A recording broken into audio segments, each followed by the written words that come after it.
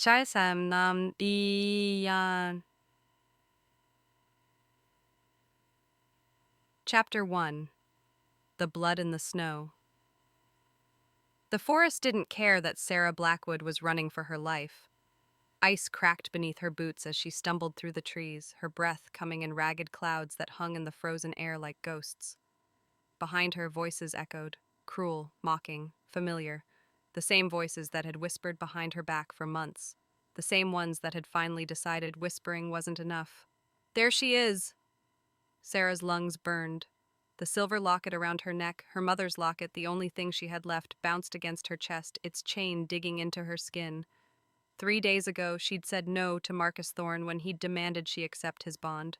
3 days ago, she'd thought the worst he could do was humiliate her. She'd been wrong. The pack had turned on her with a viciousness that still made her hands shake. Not all of them. Some had looked away, ashamed but silent, but enough. Enough to make her understand that staying meant death, slow and deliberate, at the hands of those who should have protected her. A root caught her foot and she went down hard, the impact driving the air from her lungs. Snow soaked through her torn jeans, and for a moment she couldn't move, couldn't think past the pain radiating through her ribs where Marcus had kicked her yesterday. Get up, she told herself. But her body wouldn't obey. The cold was seeping into her bones, and the voices were getting closer. Through the bare branches above, the full moon watched with indifferent brightness. Marcus's voice rang out closer than before. You can't hide from me. Sarah's fingers dug into the frozen earth. She'd been so stupid, thinking she could escape a pack of shifters when she was just human, just broken, powerless Sarah, whose mother had died bringing her into a world that never wanted her, whose father had disappeared before she could walk, leaving her to be raised on the edges of pack territory like a shameful secret.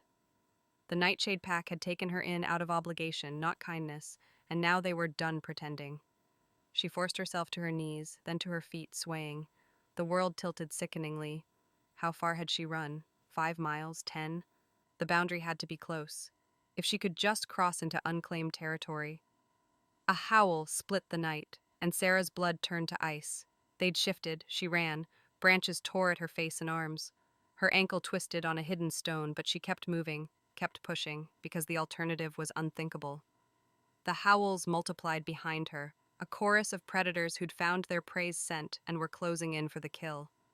Then suddenly, the trees opened up, and Sarah found herself on the edge of a ravine. Below, a frozen river glittered in the moonlight, at least 30 feet down. Behind, the crashing of bodies through underbrush grew louder. She could hear their panting now, could practically feel the heat of their breath on her neck. Sarah looked down at the ice, then back at the dark forest. She'd rather die trying to escape than let them have the satisfaction. She jumped. The fall lasted forever and no time at all. Wind screamed past her ears, and for one weightless moment she felt almost free. Then she hit. The ice didn't break, it exploded. Freezing water closed over her head like a fist, and Sarah gasped reflexively, sucking in liquid cold that burned like fire. She thrashed, disoriented, the current already pulling her downstream. Her clothes dragged at her limbs, and the locket's chain tangled around her fingers as she clawed toward where she thought the surface might be. Her head broke through and she gasped, coughing, but the current was too strong. It swept her along like a leaf, smashing her against rocks she couldn't see in the dark. Pain exploded across her shoulder, her hip, her skull. The voices above were distant now, distorted by water and ringing ears. She thought she heard Marcus cursing, someone else laughing. Then even that faded. The cold stopped hurting after a while.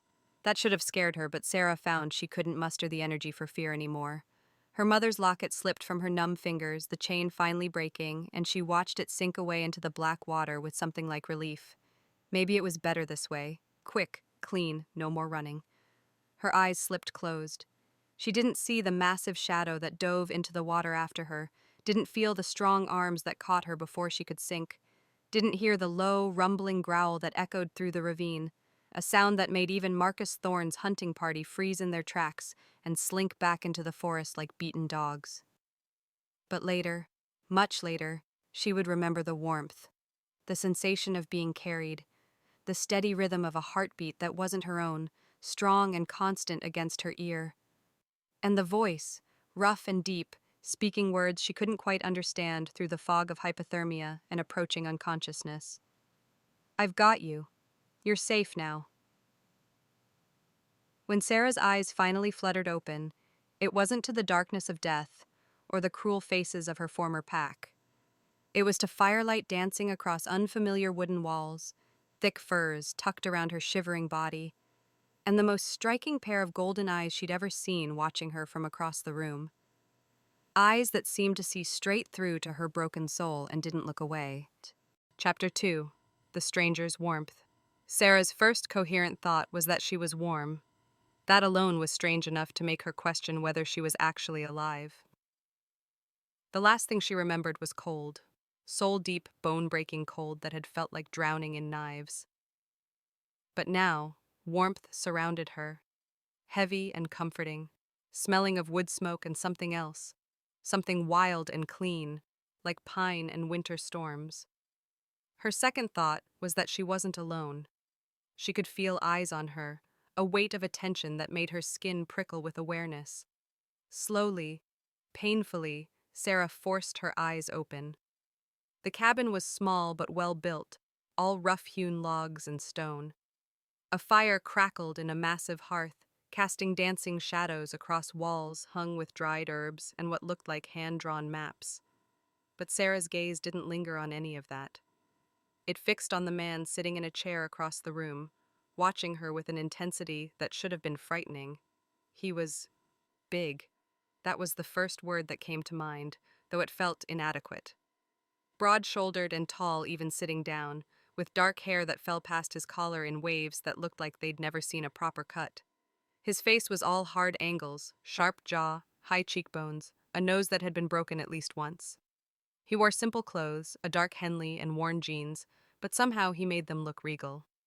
But it was his eyes that trapped her, golden and luminous in the firelight, watching her with a focus that made her feel simultaneously exposed and seen, really seen, maybe for the first time in her life. His voice was the same one from her half-conscious memories, deep and rough, like gravel wrapped in velvet. Sarah opened her mouth and immediately started coughing, her throat raw and burning. She tried to sit up and gasped as pain lanced through her ribs. He was across the room in a heartbeat, moving with a fluid grace that shouldn't have been possible for someone his size. "Easy," he said, one large hand hovering near her shoulder without quite touching.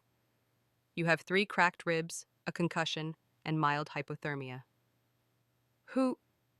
Sarah's voice came out as a croak. She swallowed and tried again. Something flickered across his face, too fast for her to read. He reached for a cup on the nearby table and held it out to her. "Drink. It's just water with honey." Sarah stared at the cup, then at him, suspicion warring with desperate thirst. He tilted his head slightly, studying her. "You were dying in that river." The bitterness in her voice surprised even her. Kyle's expression softened almost imperceptibly. He set the cup down within her reach and stepped back, giving her space. "You're safe here, Sarah." She froze. "You were talking in your sleep." His jaw tightened. "You said a lot of things." Humiliation burned hot in her chest. Of course. Of course he'd heard her at her weakest, most pathetic. She looked away, focusing on the fire instead of those too perceptive golden eyes. "About 15 miles from where I found you."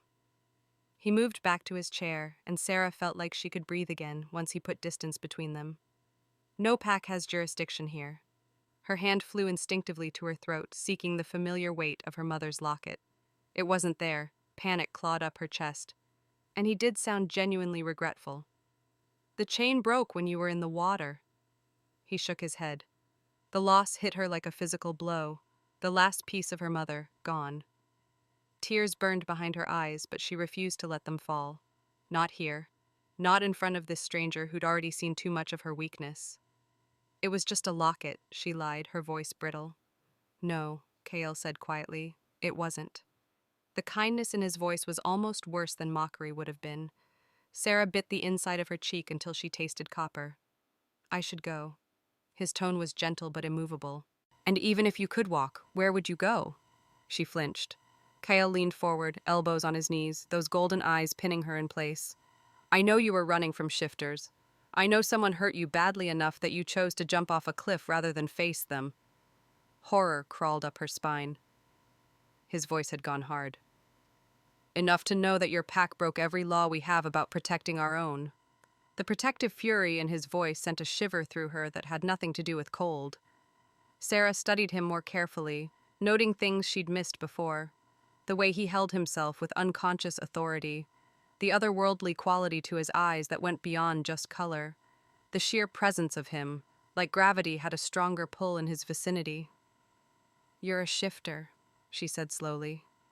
It wasn't a question. Cale didn't flinch. But something shuddered behind his eyes, a door slamming closed. "All you need to know is that you're under my protection now." The words rang hollow even to her own ears. "Everyone needs something," Cale said softly. He stood and Sarah tracked his movement like a rabbit watching a wolf, which, she supposed, wasn't far from the truth. "You need rest, food, time to heal. Let me give you that much, at least." The question burst out before she could stop it. "Why would you care what happens to me?" Kyle paused at the doorway to what looked like a small kitchen area. When he turned back, his expression was unreadable, but something in those golden eyes made her breath catch. "Maybe I want to," he said simply. And then he was gone, leaving Sarah alone with the fire's warmth and the unsettling feeling that her life had just tilted in a direction she couldn't predict. Outside, the wind howled through the trees, and somewhere in the distance, a wolf's lonely call echoed through the night. Chapter 3. Walls Coming Down. 3 days passed in a haze of sleep and waking, pain and reluctant healing. Sarah learned the rhythms of the cabin quickly. Kyle rose before dawn, his movements careful and quiet, as he stoked the fire and disappeared outside for hours. He always returned with fresh water, firewood, sometimes game that he'd dress and cook with surprising skill. He never pushed her to talk, never demanded anything, just left food within reach and gave her the space to breathe. It was the kindness that undid her more than anything else. On the 4th morning, Sarah woke to find him sitting by the fire, sharpening a hunting knife with methodical precision. Dawn light filtered through the small window, catching in his dark hair and throwing his profile into sharp relief. He looked like something carved from stone, beautiful in a harsh, untamed way that made her chest tighten. "You're staring," he said without looking up, but there was a hint of amusement in his voice. Sarah felt heat creep up her neck. Now he did look at her, and those golden eyes held a warmth that made her stomach flip. "It's all right." She pulled the furs tighter around herself, suddenly aware that she was wearing clothes that weren't hers. A soft flannel shirt that hung to her knees, smelling of cedar and that wild scent she'd come to associate with Kyle. He returned his attention to the blade. "Your clothes were torn and soaked. I had to. I'm sorry." The thought of him undressing her should have been mortifying. Instead, Sarah found herself oddly touched by the careful way he said it, the apology in his voice. "Thank you for everything." Kyle set the knife aside and stood, moving to the small kitchen area. "I want you to heal." Her stomach answered before she could, growling loudly in the quiet cabin. Kyle's lips quirked in what might have been a smile, and Sarah felt an answering flutter in her chest. He made breakfast, eggs and venison, bread he must have baked himself, and brought it to her. When Sarah tried to sit up fully, her ribs screamed in protest, and she couldn't quite stifle the gasp of pain. Cale was beside her instantly, his hand steady on her back. "Here." He eased her up with a gentleness that seemed impossible for someone so large, adjusting pillows behind her until she could sit comfortably. His touch was warm through the thin fabric of the shirt, and Sarah found herself hyper-aware of how close he was, the solid strength of him, the way he smelled like winter forests, and something uniquely him. He asked, and she could only nod, not trusting her voice. They ate in companionable silence. Sarah watched him covertly, noticing things. The way his hands moved with unconscious grace. The old scars that marked his knuckles and forearms, evidence of fights won and lost. The care he took to never crowd her, always leaving space between them, even as he stayed close enough to help if she needed it. she said finally, setting her empty plate aside. Kael's gaze met hers, guarded but not unwelcoming. You can ask. Fair enough. Why are you alone out here? Don't shifters usually... Something dark crossed his face. He took her plate and stood, putting distance between them again. Sometimes staying with a pack means compromising who you are. Sarah heard the pain beneath his words, recognized it because she carried her own. Is that why you left? His voice had gone flat, emotionless. The word hung in the air like a curse. Sarah knew what exile meant in the shifter world. It was worse than death in many ways. To be cut off from your pack, from the bonds that defined you, was to be set adrift in a way that could drive wolves mad. I'm sorry, she whispered. Kael's shoulders tensed. Don't be. But it wasn't, Sarah could tell. The wound was still fresh, still bleeding beneath the surface. She recognized that kind of hurt, the kind that time didn't heal, only taught you to carry better. I was never really part of my pack either, she said softly. My mother, she was human. Fell in love with a shifter who promised her everything and gave her nothing but me. He left before I was born. The pack only took us in because of some old debt they owed him. Kael turned back to her, his expression intense. Dead. Sarah's throat tightened. Pneumonia. We couldn't afford a doctor, and the pack healer refused to waste resources on a human. She couldn't finish. Kael crossed the room and knelt beside the bed, and this time when he looked at her there was nothing guarded in his expression, only understanding, and a fury that made his eyes flash gold. What they did to you, to her, it was unconscionable. You deserved better. Deserving doesn't mean anything, Sarah said bitterly. Kael's hand moved slowly, telegraphing the motion, before it came to rest on hers where it lay on the furs. His palm was warm, calloused, steady. But it should. The touch sent electricity racing up her arm, made her breath catch. Sarah stared at their joined hands, his so much larger, scarred and strong, covering hers completely. No one had touched her with gentleness in so long, not since her mother died. The Nightshade Pack had only offered cruelty or indifference, and she'd learned to keep everyone at arm's length, to never need, never want. But Kael's hand on hers made her want things she'd thought were dead inside her. She asked, her voice barely above a whisper. You don't owe me anything. I'm nobody.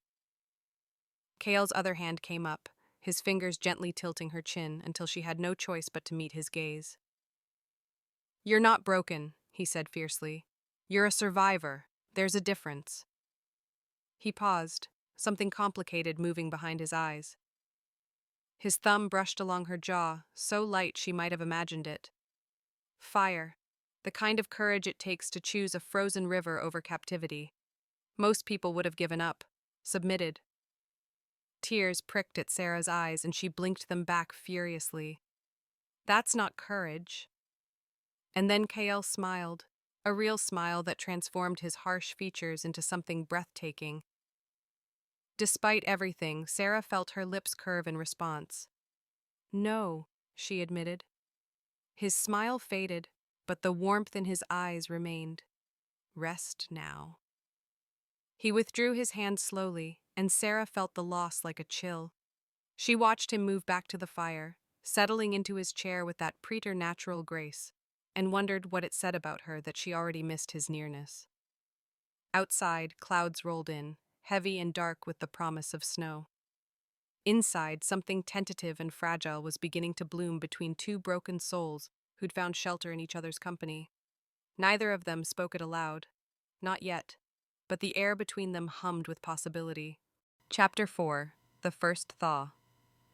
By the end of the first week, Sarah could stand without gasping, walk without stumbling. Her ribs still ached with every deep breath, but the sharp stabbing pain had faded to a dull throb. The bruises that had painted her skin in shades of purple and black were yellowing at the edges, finally beginning to heal. Kael watched her progress with eyes that tracked every movement, every wince she tried to hide. It should have made her uncomfortable, that constant attention. Instead, Sarah found it grounding, like she mattered, like someone actually cared whether she hurt. You're pushing too hard, he said from where he sat repairing a leather harness near the fire. His hands moved with practiced ease, threading cord through worn holes. Sarah paused in her slow circuit around the cabin, one hand braced against the wall. I've been lying down for days. He set the harness aside and stood, crossing to her with that fluid grace that still made her breath catch. Here. He offered his arm, and after a moment's hesitation, Sarah took it. His forearm was solid beneath her hand, warm even through the fabric of his shirt. They walked together, Kale matching his stride to her halting pace, patient as the mountains themselves. Tell me about this place, Sarah said, needing to fill the charged silence between them. 3 years. Kyle guided her toward the window, where pale afternoon light filtered through frost-rimmed glass. I built the cabin myself.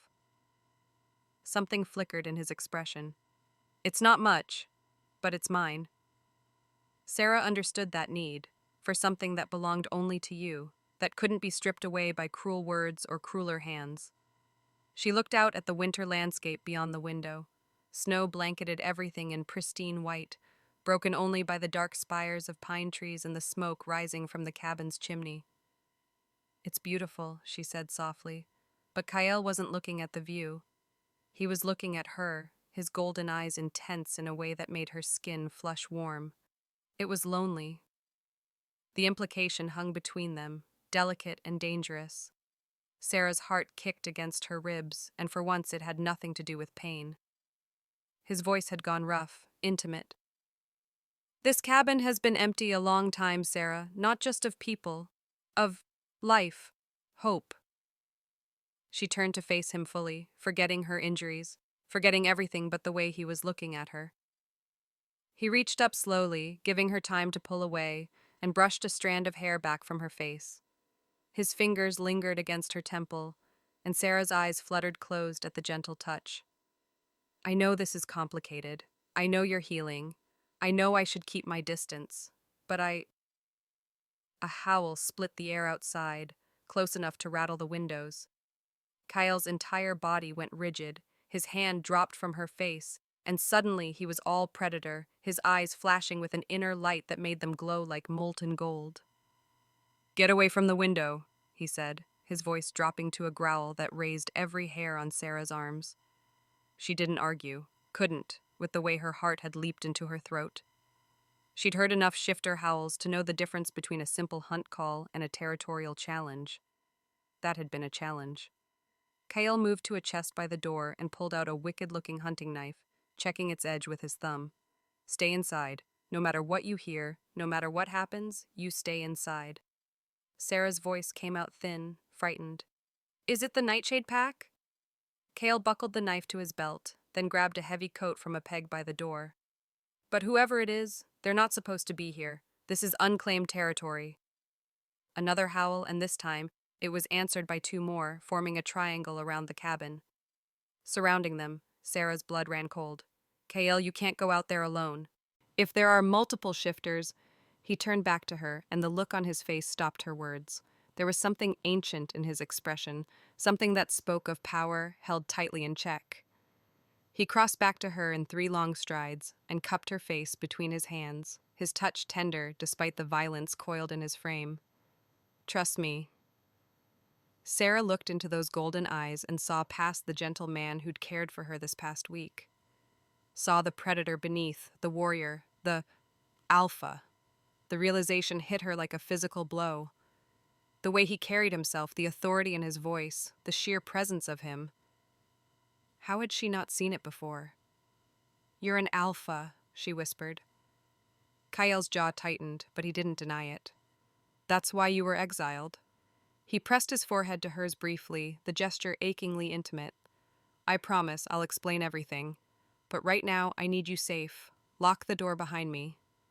He pulled back, and despite everything, his lips curved in a small smile. And then, softer. You already do. She did. Somehow, impossibly, she could feel him.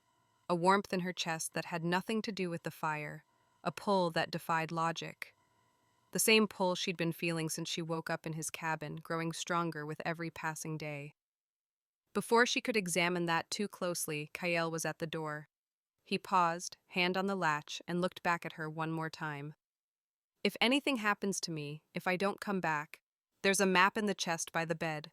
It shows safe routes south, away from pack territories. Take supplies and go. Don't wait. Kyle. But he was already gone, disappearing into the white wilderness, as another howl rose to meet him. Sarah stood frozen in the center of the cabin, listening to the sounds of confrontation outside. Voices raised in anger, though she couldn't make out the words.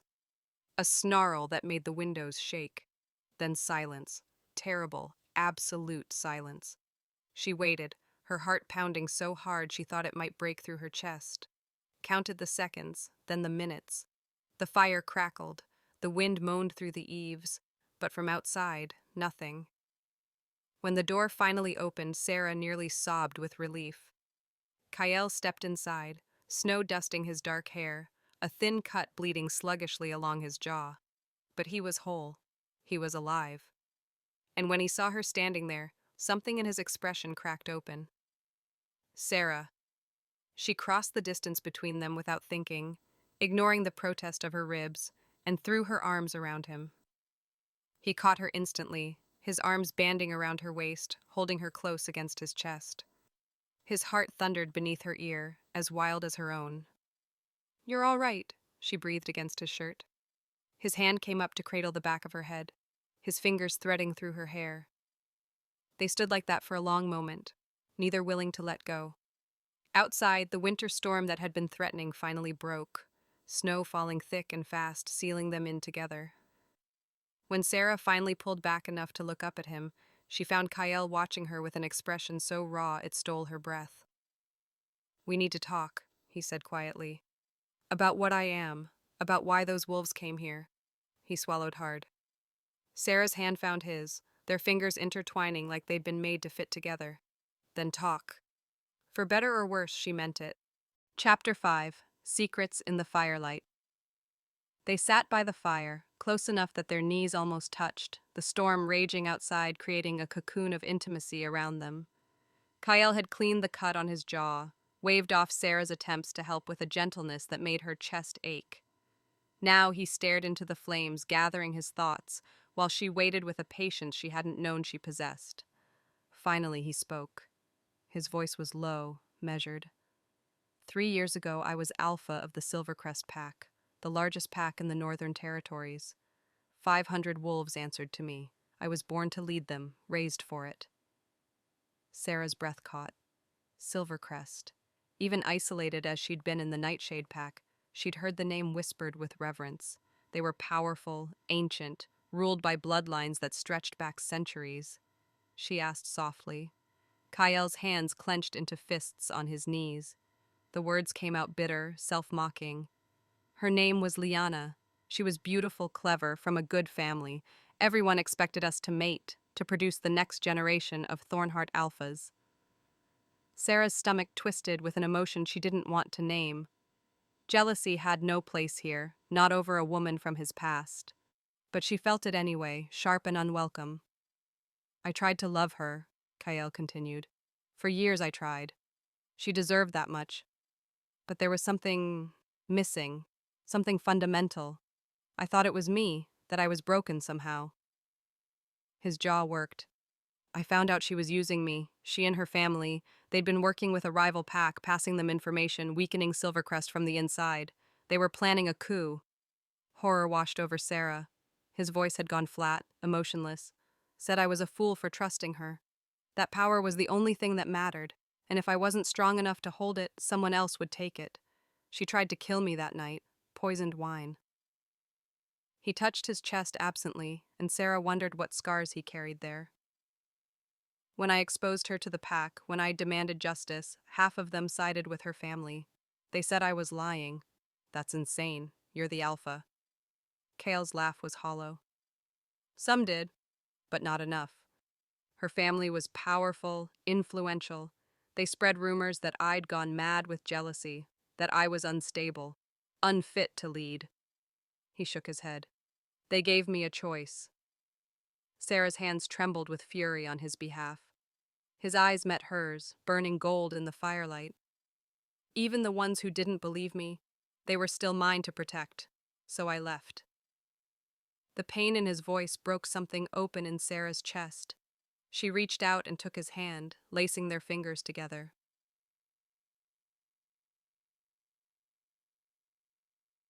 His gaze dropped to their joined hands, and his thumb traced slow circles on her palm.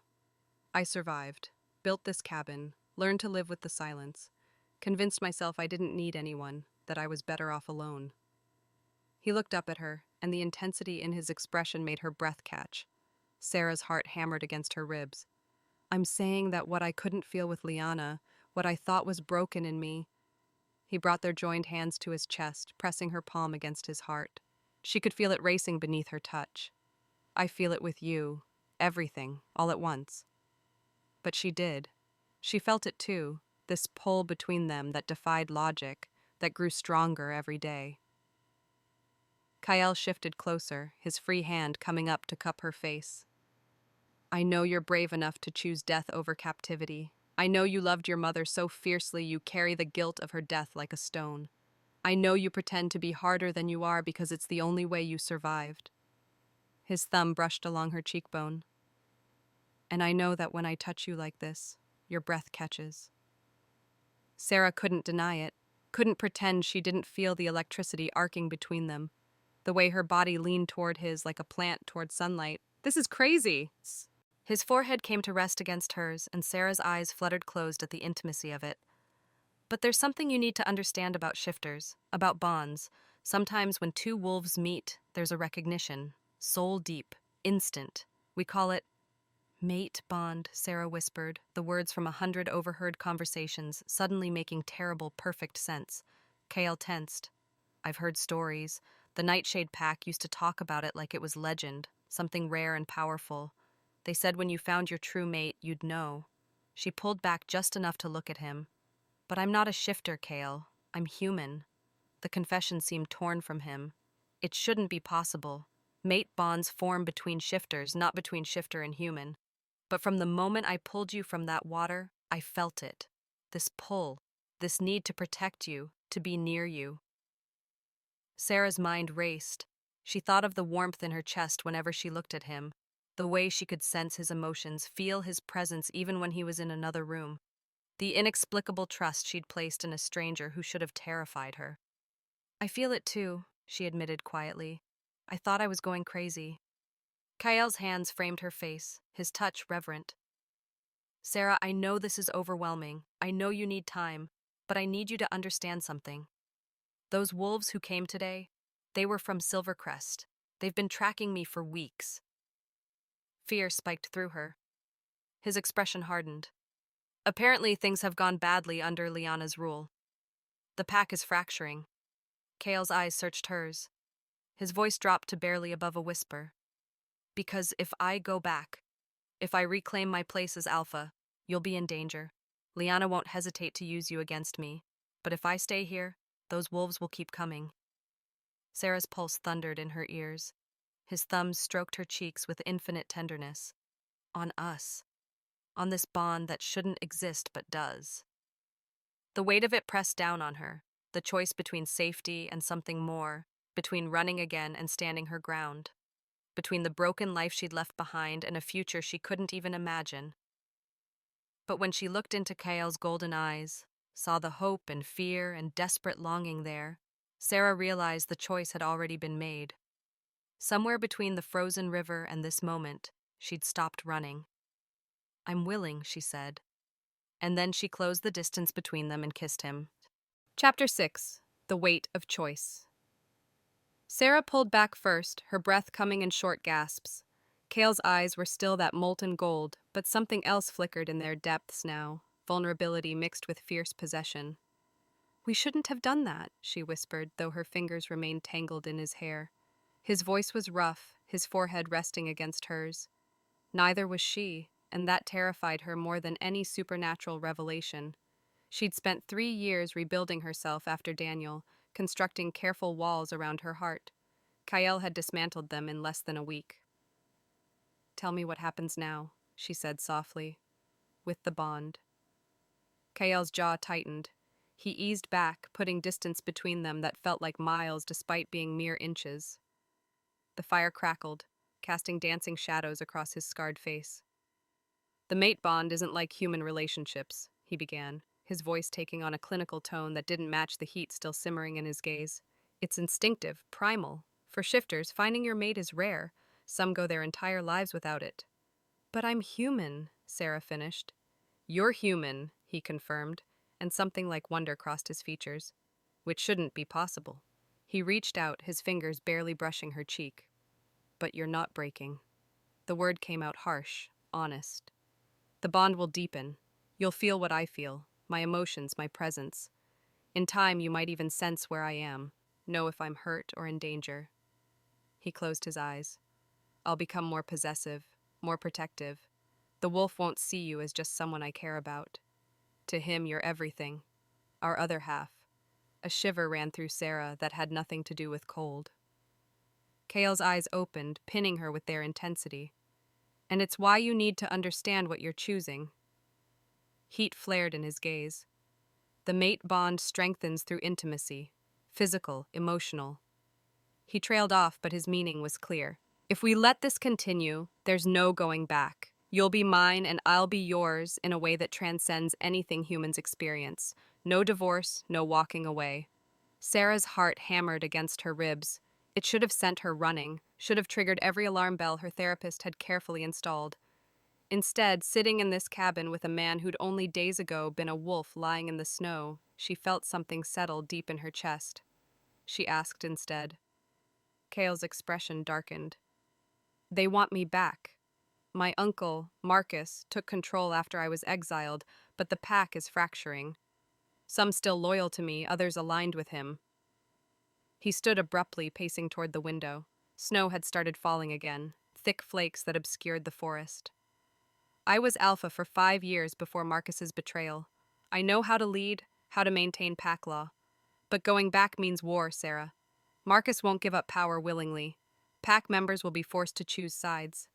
She stood too, wrapping her arms around herself. Kale's hands clenched into fists. That's the problem. If I claim you as my mate, you become part of pack politics whether you want to or not. Marcus will see you as leverage or a weakness to exploit. Other packs might view a human mate as proof I'm unfit to lead. He hesitated. The word stung. Shifters are traditional, bound by old laws and older prejudices. His voice was bitter. Sarah absorbed this, feeling the weight of it settle on her shoulders. So your choices are, stay hidden and exiled, giving up your pack forever. She moved closer, her mind working through possibilities. What if you return, but I don't come with you? Kale spun to face her, his eyes flashing. The word came out as a growl, more wolf than man. The bond is already forming, Sarah. Being separated would be agony for both of us. And you'd be vulnerable without pack protection. If Marcus or anyone else discovered what you are to me, they could take you, use you. He cut himself off, visibly struggling for control. Sarah closed the distance between them, placing her palm flat against his chest. His heart raced beneath her touch, matching the frantic pace of her own. Then we need a third option, she said firmly. Something flickered in Kale's expression. Surprise, maybe, or respect. She held his gaze. I know you saved me. I know you've been honorable even when you didn't have to be. I know you're fighting something inside yourself every moment we're together, and I know... Her voice softened. I know I haven't felt this safe, this seen, since long before Daniel. Kale's hand came up to cup her face, his thumb tracing her cheekbone with devastating gentleness. You're extraordinary, he murmured. Before Sarah could respond, Kale stiffened. His head snapped toward the door, nostrils flaring. His voice dropped to barely a whisper. The possessive command in his tone should have rankled, but Sarah found herself moving instinctively to his back as he positioned himself between her and the door. The temperature in the cabin seemed to plummet, and she could have sworn she heard the distant sound of howling. Then came the knock, 3 sharp raps that echoed through the small space like gunshots. K.L. Thornwood, a woman's voice called from outside, clear and commanding. I know you're in there. Kale's entire body had gone rigid, every muscle coiled tight. When he spoke, his voice carried an authority Sarah hadn't heard before, the voice of an alpha. Show yourself, Mira. The door swung open without being touched, and a woman stepped inside. She was striking, tall and lean, with silver blonde hair pulled back in a severe braid. Her eyes were the pale blue of winter ice, and they swept over the cabin with predatory assessment before landing on Sarah. Something cold and calculating flickered in that gaze before she turned her attention to Kael. Alpha, she said, and there was genuine respect in the title. The pack needs you. I'm exiled, Kael said flatly. Unjust exile. Mira's hands flexed at her sides. We have proof now. Marcus fabricated evidence of your supposed crimes. Sarah watched Kael's expression carefully. Hope and hunger warred with caution in his features. He asked. Nearly half the pack. Mira's gaze flicked to Sarah again, lingering just long enough to make her skin prickle. But there are... She's under my protection, Kael said immediately, steel in his voice. Not a question. The words seemed to echo through the cabin, carrying weight beyond its simple meaning. Mira's expression didn't change, but something shifted in the air, an acknowledgement of claim and challenge both. Then we have much to discuss, Mira said finally. Because if you want your pack back, Alpha, we need to move quickly. Marcus knows I've come here. She looked between them once more, her ice blue eyes unreadable.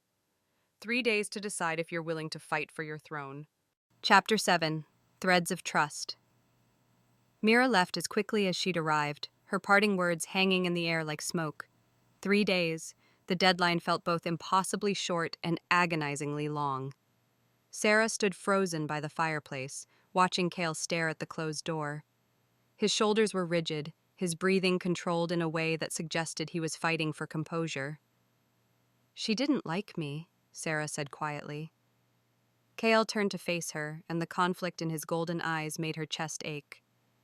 Mira was my second, my right hand when I led the pack.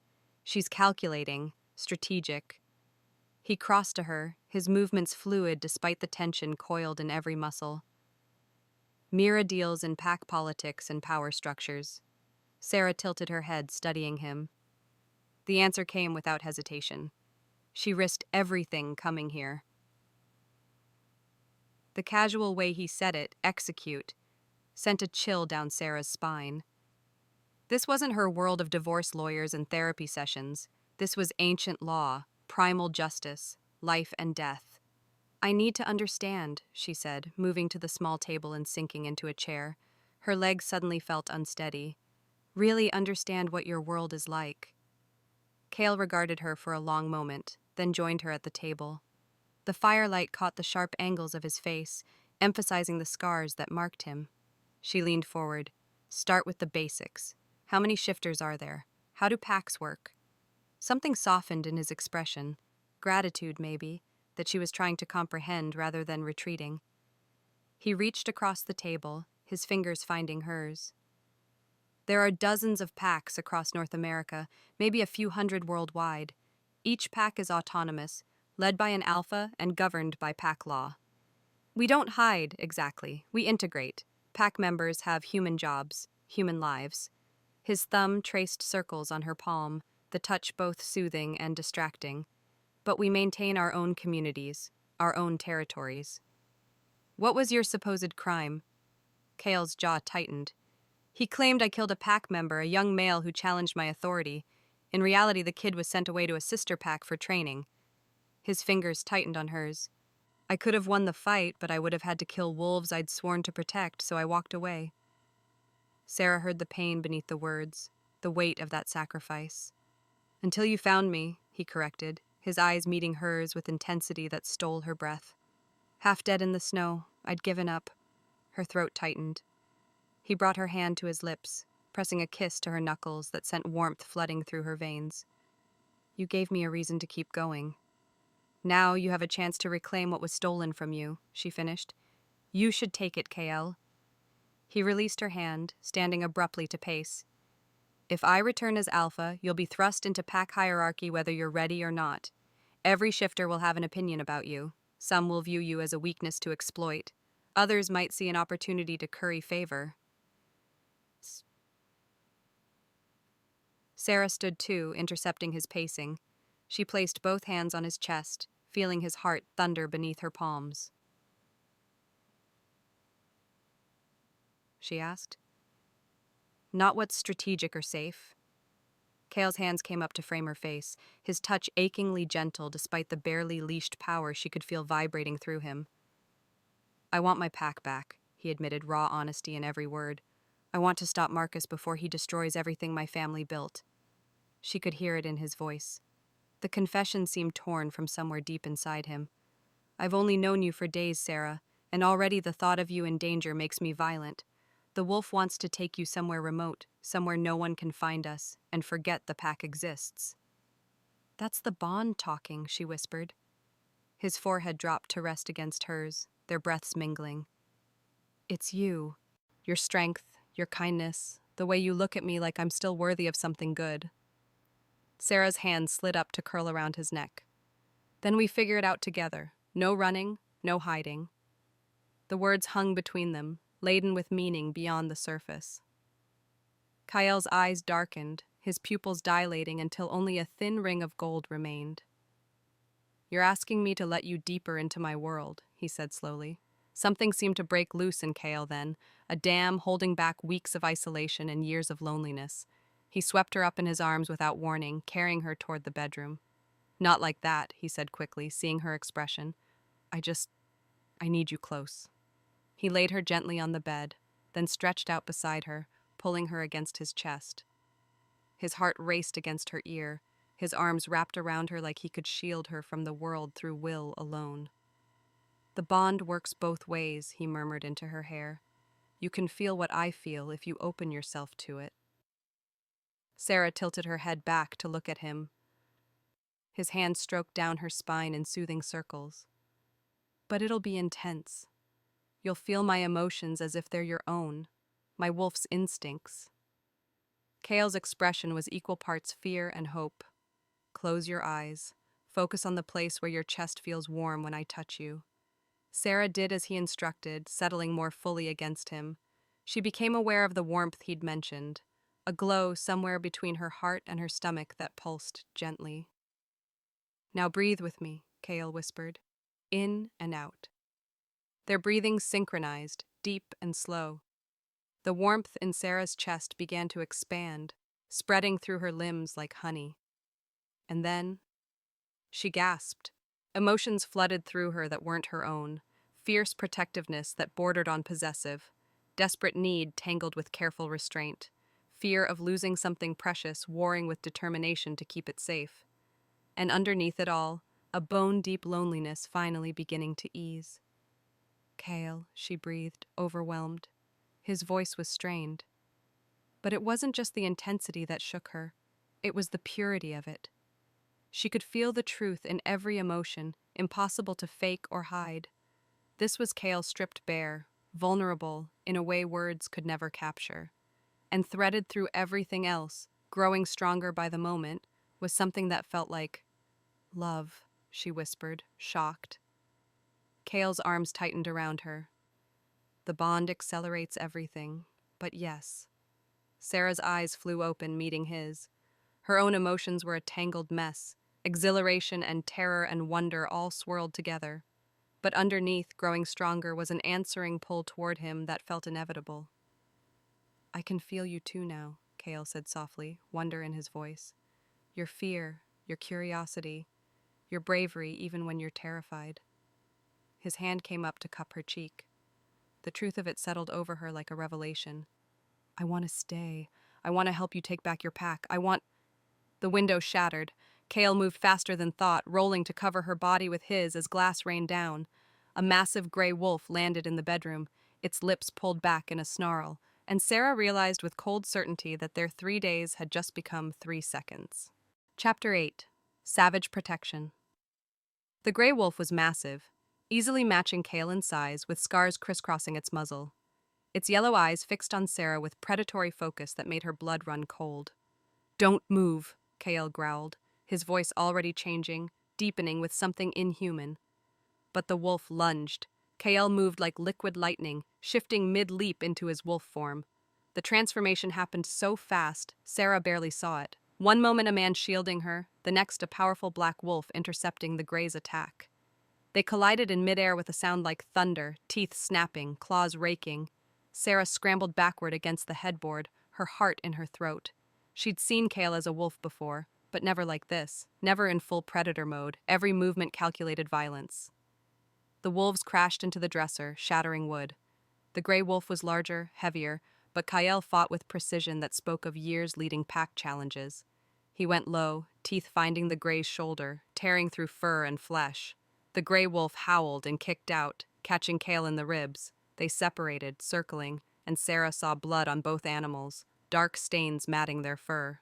"Kale," she whispered, though she knew he couldn't respond in this form. The gray wolf's ears swiveled toward her voice. Its lips pulled back in what looked horrifyingly like a smile, and it feinted toward Kyle before pivoting sharply, heading straight for her. Sarah screamed. Kyle's roar was purely animal, purely alpha. He launched himself at the gray wolf with such force they tumbled through the bedroom doorway into the main cabin. Furniture exploded under their combined weight. The sounds were horrific, snarling, snapping, the wet crunch of teeth meeting flesh. Sarah forced herself to move, climbing off the bed on shaking legs. She needed a weapon, something, anything. The gray wolf came flying backward through the doorway, skidding across the bedroom floor. Kale stalked after it, and Sarah had never seen anything more terrifying or magnificent. His black fur bristled along his spine, his eyes blazed gold, and the growl emanating from his chest seemed to vibrate through the floorboards. He stood over the gray wolf, jaws clamped around its throat. Not killing, not yet, but the threat was unmistakable. The gray wolf went still, its submission clear. Then Kyle shifted. The transformation reversed in a ripple of muscle and bone that should have been impossible. One moment a wolf, the next Kyle in human form, crouched over the gray wolf with his hand still gripping its throat.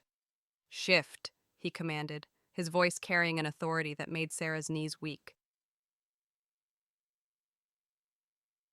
The gray wolf shimmered and became a man, middle-aged, scarred, bleeding from multiple wounds. He stared up at Kale with something between fear and awe. "Alpha," he rasped. "Marcus. He knows Mira came here." Connor's eyes flicked to Sarah, and Kale's grip tightened warningly. "Didn't know she'd be here." 20, maybe 30? Marcus's most loyal." Connor swallowed hard. "He's planning to end this before you can rally support." Kale's expression was carved from stone. "I had no choice. He threatened my mate, my pups." Connor's voice broke. "I'm sorry, Alpha. I never wanted exile for you. But Marcus, he's vicious." Sarah watched Kale's face, saw the conflict there. This was pack politics playing out in real time. Loyalty and fear, old bonds and new threats. "Sarah," Kale said without looking at her, "there's rope in the kitchen drawer." She moved on autopilot, finding the rope and bringing it to him. Their fingers brushed as he took it, and she felt a pulse through the bond, reassurance mixed with grim determination. Kyle bound Connor's wrists with efficient movements. "You have a choice now. Go back to Marcus and tell him I'm alone and unprepared." Connor stared at him for a long moment. "If I stay, my family will be protected." Kyle hauled him to his feet. The older man's eyes gleamed with unshed tears. "I stay." Kale nodded once, then released him. "Help me board up that window." The next hour passed in organized chaos. Connor, despite his wounds, worked alongside Kale to secure the cabin. Sarah found herself swept into the preparations, gathering weapons, reinforcing doors, creating escape routes.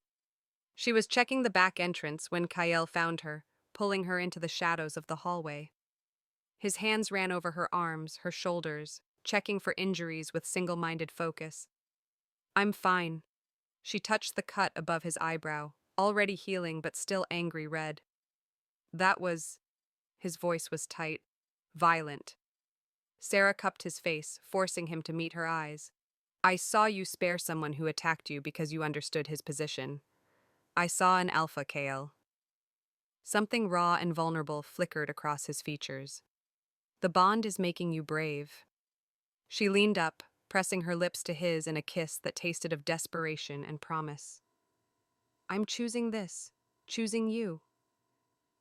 Kale's arms wrapped around her, pulling her flesh against him. The kiss deepened, and Sarah felt the bond flare between them, a living thing that pulsed with shared emotion.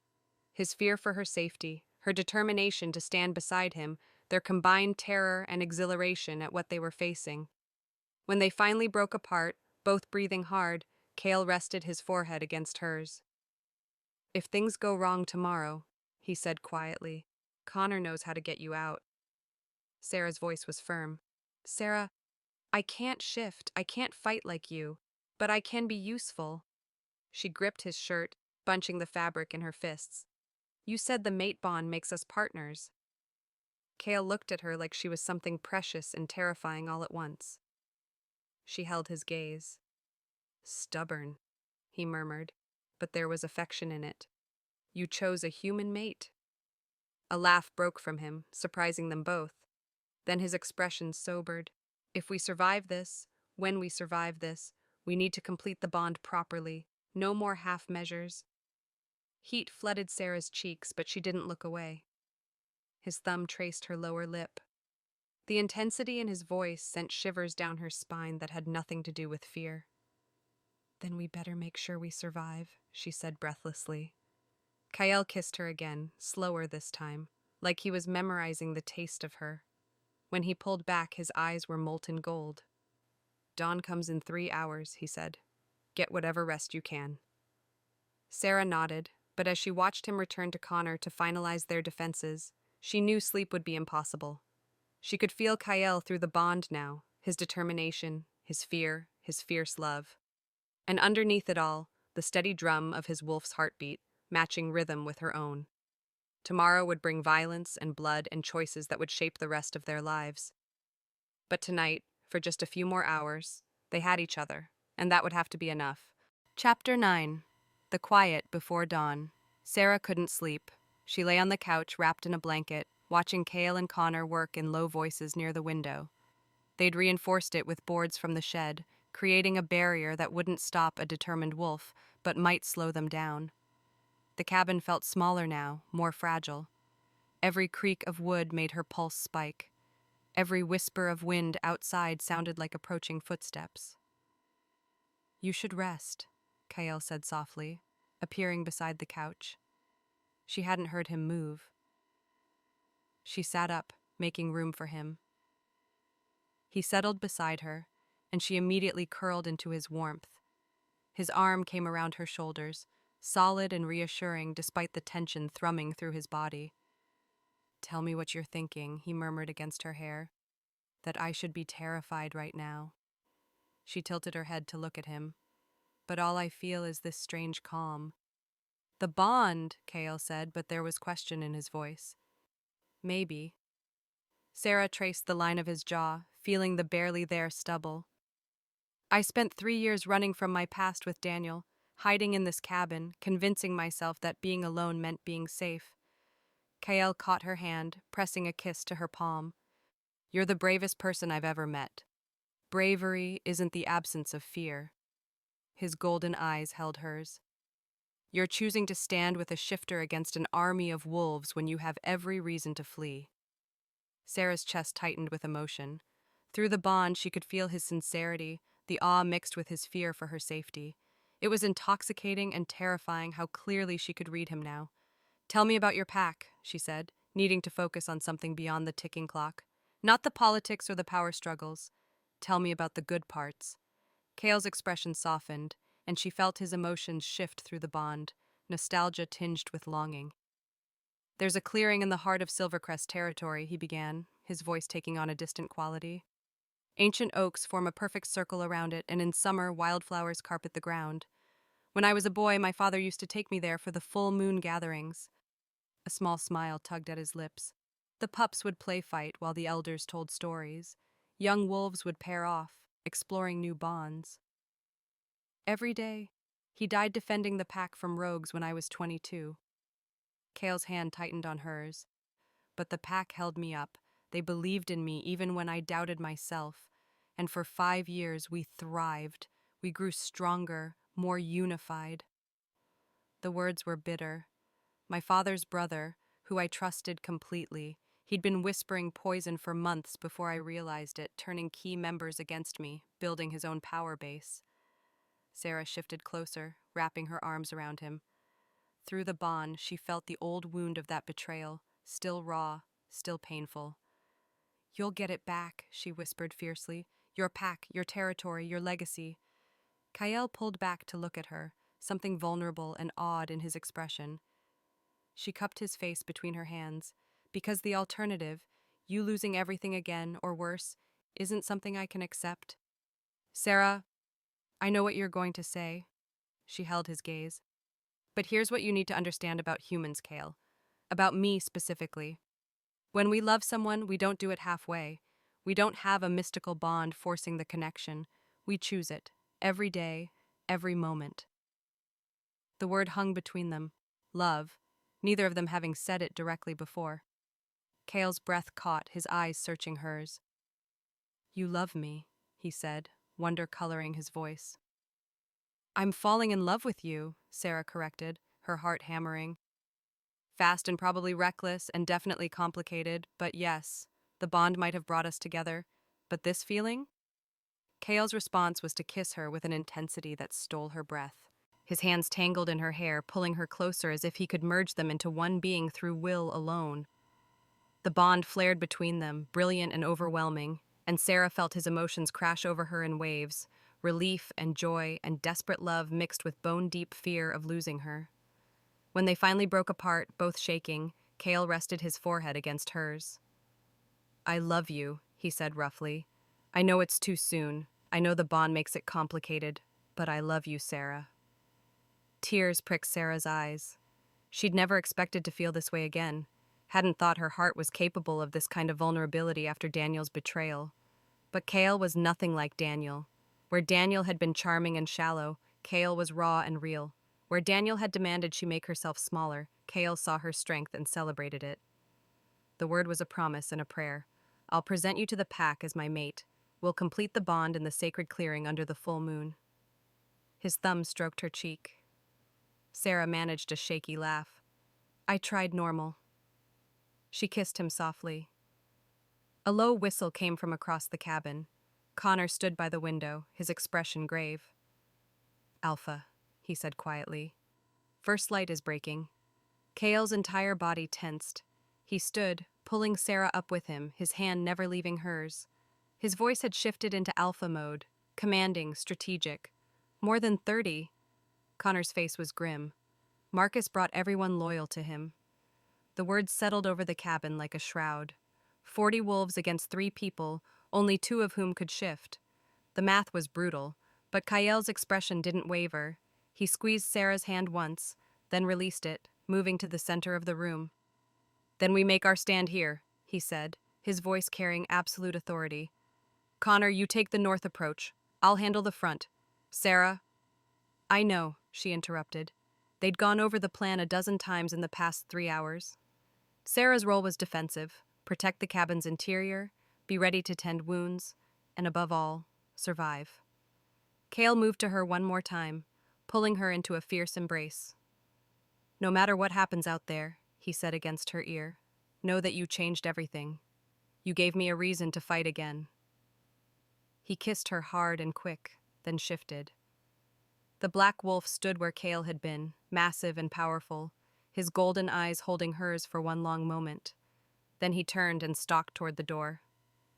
Connor shifted next, his gray-brown wolf moving to flank Kael, and Sarah stood alone in the cabin, knife in hand, feeling the bond stretch as Kael moved away but never breaking, a golden thread connecting her heart to his. Outside, the first howl rose on the dawn wind. The battle for Silvercrest had begun. Chapter 10. Blood and Belonging. The first wave hit like a storm. Sarah heard the impact of bodies colliding, the savage snarls, the sound of claws tearing into earth and wood.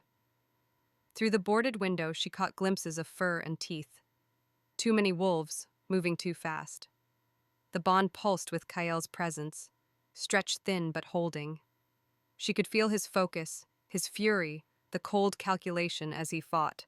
Every injury he took registered as a phantom ache in her own body, his shoulder, his left flank, a gash across his muzzle.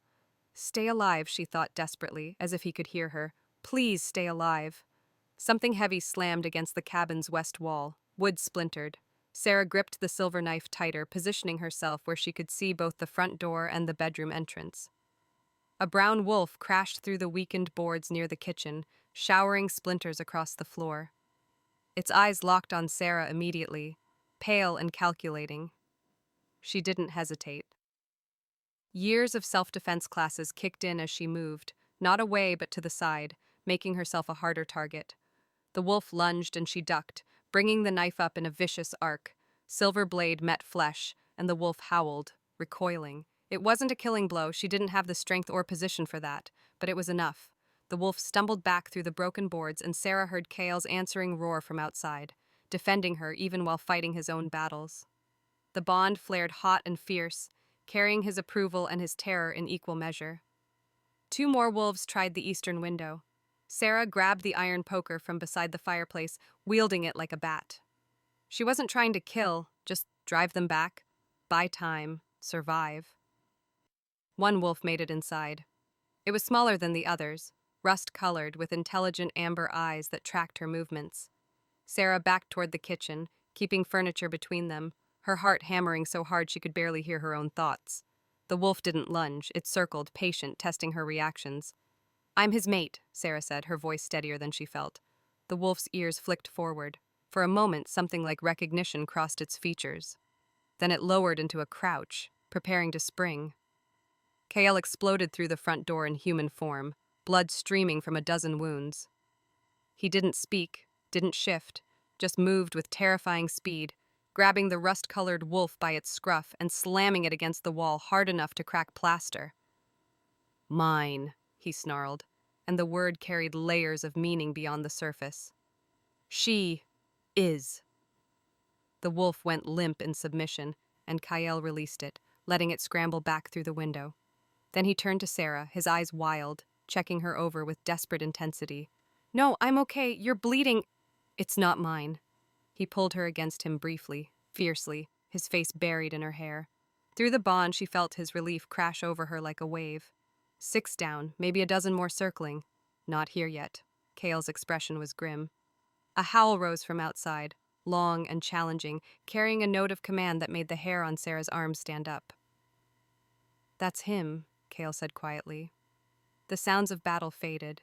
An eerie quiet settled over the cabin, broken only by their harsh breathing and the distant rustle of movement in the trees. Kale moved to the window, peering through the boards. Sarah joined him, following his gaze. Wolves ringed the clearing, at least 30 still standing, forming a loose circle around the cabin. And walking through their ranks came a man who could only be Marcus. He was older than Kyle, maybe mid-50s, with silver threading through his dark hair. Handsome in a cold way, with sharp features and ice-blue eyes that scanned the cabin with calculation. He moved with the confidence of someone used to being obeyed. "Nephew," Marcus called, his voice carrying easily across the distance. "This has gone on long enough. Come out and face me properly." Kale's hand found Sarah's, squeezing once before releasing. "He wants single combat." "That's insane." Kale's smile was sharp and humorless. "But if I refuse, every wolf out there will feel justified tearing me apart." Sarah's mind raced. Kale's head snapped toward her. "You said I'm your mate." She spoke quickly, the plan forming as she went. "What if I invoke mate's right?" "Sarah, no. Would it work?" Kale stared at her, conflict warring across his face. "Yes," he admitted reluctantly. "Mate's right is sacred. If you formally challenge him for threatening you, he'd have to respond." The words came out flat, absolute. He wouldn't fight you in human form. Sarah's stomach dropped, but her mind kept working. What if I don't fight him directly? Kale cupped her face in both hands, forcing her to meet his eyes. "I know what you're trying to do, but I won't let you sacrifice yourself for me." "I fight him." His jaw set in stubborn lines. "I'm faster than him, better trained. The injuries look worse than they are. Most of the blood isn't mine." Kyle's thumb stroked her cheek. "I'm fighting for something real. He's just fighting to keep stolen power." Through the bond, Sarah felt the truth of his conviction. But she also felt his exhaustion, the toll the earlier fighting had taken. He was strong, but Marcus was right. Kale had been softened up, worn down. It wasn't fair. None of this was fair. There has to be another way, she whispered. Marcus called again, impatience creeping into his voice. Are you cowering in there with your human pet? The insult stung. Sarah saw Kale's expression darken, saw the alpha rise to the surface, proud and fierce and utterly unwilling to back down. I'm going out there, he said. Kale, stay inside. He kissed her hard and fast. If I fall, Connor will get you out through the tunnel. Sarah, I love you, she interrupted, gripping his shirt. So I can't promise I'll run if you die. Something shifted in Kale's expression, acceptance mixed with fierce pride. He kissed her again, slower this time, like he was memorizing the taste of her. Then he stepped back, and the shift rippled through him. Black fur, golden eyes, massive paws. The wolf looked at her once more, and she felt through the bond what he couldn't say in this form. Trust me. Believe in me. Wait for me. I will, she whispered. The black wolf turned and padded toward the door. Connor, still in wolf form, appeared from around the cabin's corner, his gray-brown fur matted with blood. He took position beside Kyle, and Sarah realized with a start that Connor was standing with his alpha, publicly declaring his loyalty. The cabin door swung open. Kale and Connor walked out together into the clearing ringed with wolves, and Sarah, standing at the window with a silver knife clutched in shaking hands, watched through the bond as the wolf she loved prepared to fight for both their futures. Marcus smiled, cold and cruel. Let's end this, he said.